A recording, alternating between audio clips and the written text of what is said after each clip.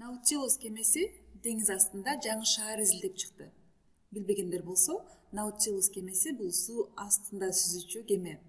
Демек ошол кеме деңиз астында жаңы шаар изилдеп чыгыптыр. Ал шаарды деңиз жылдызы башкарат экен. Кызыктуу турбайбы? Анда алардын деле өздөрүнүн башкаруучусу болот экен. Калкы 59 деңиз аты жана андан 28ге көп болгон деңиз жылдыздарынан турат. Ал шаарда канча деңиз жылдызы жашайт? Демек, мындай кылсак болот.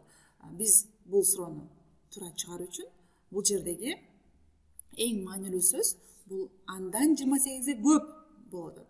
Демек, деңиз жылдыздары кандайдыр бир бул жердеги андандан 28 көп.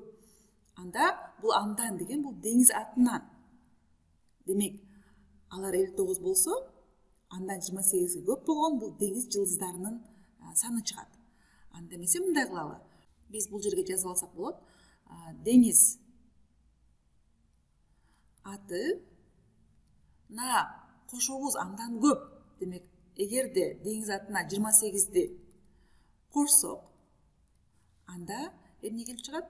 Туура, деңиз жылдыздары келип чыгат. Жылдыздары. Анда деңиз аты бизге берилген 59, кошобуз 28ди. Бул барабар деңиз жылдызына азырынча белгисиз, суроо белгиси болсун. Келгенде бул жердеги 59 кошуу 28ди мамжа түрүндө кошуп алалы. 59 кошуу 28. 28. Анда кошкондо 9га 8ди кошсок, 9 бирдикке 8 бирдикти кошсок, анда бул 17 бирдик. Бирок бул жерге биз бирдиктер жазабыз. Анда 17нин 7 бирдиги болот. 7 бул жерге, 1 бул жакка келет. 1 бул ондук. Анда 5ке 2ни кошсок, бул 7. Бул жердеги 1 менен 8. Демек 80. 1 ондук, 5 ондук, 2 ондук. 80.